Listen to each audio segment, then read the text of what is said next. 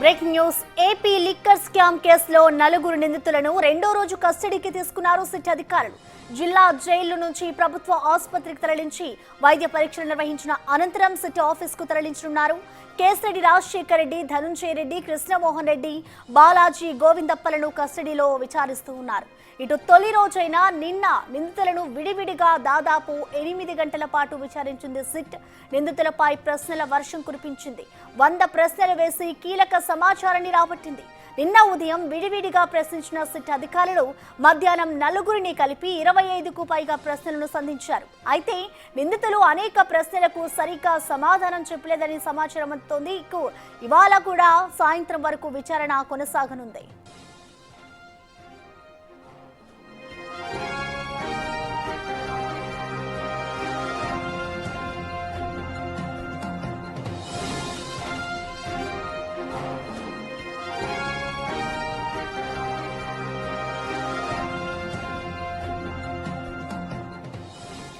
AP liquor scam లో నలుగురు నిందితులను నిన్న రెండో రోజు కస్టడీకి తీసుకున్నారు సిట్ అధికారులు.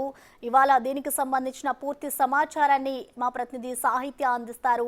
సాహిత్య చెప్పండి, ఇటు ఏపీ లిక్కర్ స్కామ్ విచారణకి సంబంధించి నిన్న దాదాపు నలుగురు నిందితులను కూడా ఒకటేసారి అధికారులు అయితే విచారించారు. సో నిన్న జరిగిన విచారణకు సంబంధించిన డీటెయిల్స్ ఏ విధంగా ఉన్నాయి, అలాగే ఇవాళ విచారణపై అప్డేట్స్ ఎలా ఉన్నాయి?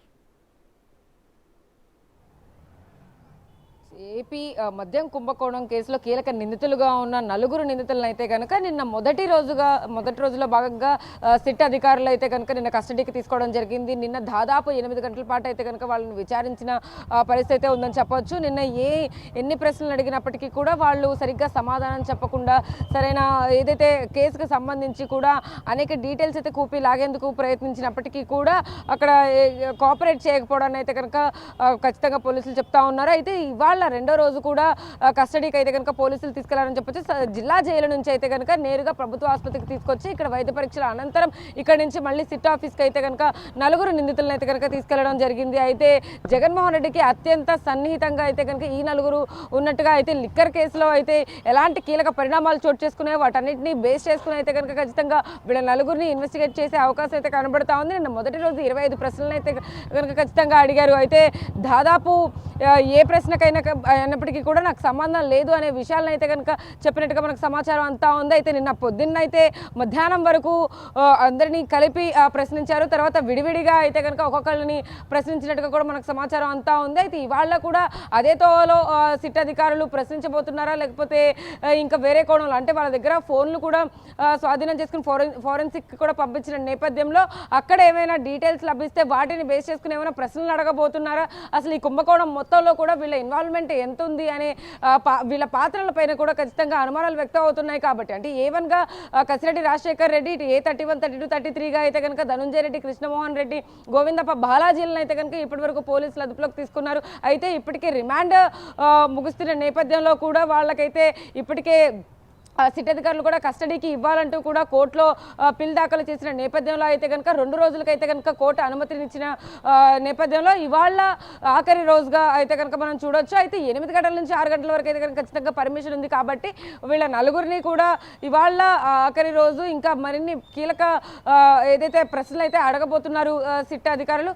అయితే ఇందులో కీలకంగా అయితే కనుక కసిరెడ్డి రాజశేఖర్ రెడ్డితో పాటు అత్యంత సన్నిహితంగా వీళ్ళ ముగ్గురు ఎవరైతే OSD కృష్ణమోహన్ రెడ్డి కానీ, ఇటు ఎవరైతే IAS గా ఉన్నటువంటి ధనుంజయ రెడ్డి కానీ, ఇటువైపు గోవిందప్ప బాలాజీ అతను భారతీ సిమెంట్స్కి డైరెక్టర్గా ఉన్నారు. అదేవిధంగా CA చార్టెడ్ అకౌంటెంట్ కాబట్టి అతనికి అన్ని వ్యవహారాల్లో ఇన్వాల్వ్మెంట్ ఉంటుంది. ఖచ్చితంగా ఏవైతే లెక్కలలో కూడా కొన్ని అవకతవకలు చేస్తూ కూడా ఆ డబ్బు మొత్తాన్ని కూడా అంతిమంగా ఎవరికి చేరవేసే ప్రయత్నం వీళ్ళందరూ చేశారు అనే విషయాలను అయితే కనుక ఖచ్చితంగా పోలీసులు కూపీలాగే ప్రయత్నం అయితే చేస్తున్నారని చెప్పొచ్చు. ఇటు ఎవరైతే జగన్మోహన్ రెడ్డికి సన్నిహితంగా ఉండి నిర్ణయాల్లో ఆయన తీసుకునే నిర్ణయాల పట్ల కానీ, లేకపోతే ఈ కుంభకోణంలో ఎలాంటి డిస్కషన్స్ జరిగాయి, వాటిలో వీళ్ళ సమాచారం ఎంత ఉంది అనే విషయాల్ని కానీ, లేకపోతే ఆ డబ్బును అంతటినీ కూడా ఎవరికి చేరవేసే ప్రయత్నంలో కూడా వీళ్ళంతా మధ్యలో ఎలాంటి వర్క్ చేశారు అనే దానిపైన కూడా పోలీసులు ఖచ్చితంగా ఆరా అయితే తీస్తున్నారని చెప్పొచ్చు. అయితే కసిరెడ్డి రాజశేఖర్ రెడ్డితో ఎక్కువగా అయితే గోవిందప్ప బాలాజీతో సన్నిహితంగా ఉంటూ కూడా వాళ్ళిద్దరి మధ్యలోనే ఎక్కువగా అయితే కనుక ఈ ట్రాన్సాక్షన్స్ కి పరమైనటువంటి ఆ డిస్కషన్స్ కానీ అవన్నీ ఎక్కువగా జరిగాయనే వార్తలు కూడా వినపడుతూ ఉన్నాయి. అయితే ఏదేమైనప్పటికీ కూడా గోవిందప్ప బాలాజీ దగ్గర నుంచే కూడా అంతిమంగా వీళ్ళందరికీ ఆ నిర్ణయాలు కానీ లేకపోతే దీనికి సంబంధించి ఏం చేయాలని ఒక ప్లాన్ ఆఫ్ యాక్షన్ కూడా ఇక్కడి నుంచే వచ్చింది అన్నట్టుగా కూడా సమాచారం అంతా ఉంది. కాబట్టి ఖచ్చితంగా వీళ్ళ నలుగురిని ఒక్కొక్కరు ఎవరినైతే ప్రశ్నించబోతున్నారో వాళ్ళు చెప్పే సమాధానాలను బట్టి అయితే కనుక మిగిలిన ముగ్గురిని కూడా విడివిడిగా అయితే కనుక విచారించనున్నారని చెప్పొచ్చు. కొద్దిసేపటి క్రితమే ప్రభుత్వ ఆసుపత్రి నుంచి అయితే కనుక సిట్ ఆఫీస్కి నలుగురిని తీసుకెళ్లారు. కాబట్టి మధ్యాహ్నం నుంచి కూడా అంటే మధ్యాహ్నం వాళ్ళకి భోజనం అయిపోయిన తర్వాత కూడా మళ్ళీ యథావిధిగా అయితే కనుక ఖచ్చితంగా కొనసాగింది. కాబట్టి విచారణ సాయంత్రం 6 గంటల వరకు వాళ్ళని జిల్లా జైల్లో అయితే కనుక విడిచిపెట్టే అవకాశం ఉంది. అప్పటి వరకు కూడా ఖచ్చితంగా ఏవైతే లిక్కర్ స్కామ్ కేసులో అయితే కనుక నిందితులుగా ఈ నలుగురు ఉన్నారో వీళ్ళ నలుగురికి సంబంధించి కూడా అనేక ప్రశ్నలు అయితే కనుక ఇవాళ కూడా అడగబోతున్నారు సిట్ అధికారులు. వీటిలో ఇంకా పురోగతి ఎంత సాధించచ్చు అంటే ఈ కేసుకు సంబంధించి కూడా ఖచ్చితంగా కసిరెడ్డి రాజశేఖర రెడ్డి నుంచి కానీ మిగిలిన ముగ్గురు నుంచి కూడా ఎలాంటి సమాధానం వస్తుందో అయితే కనుక ఖచ్చితంగా చూడాల్సిన అవసరం అయితే.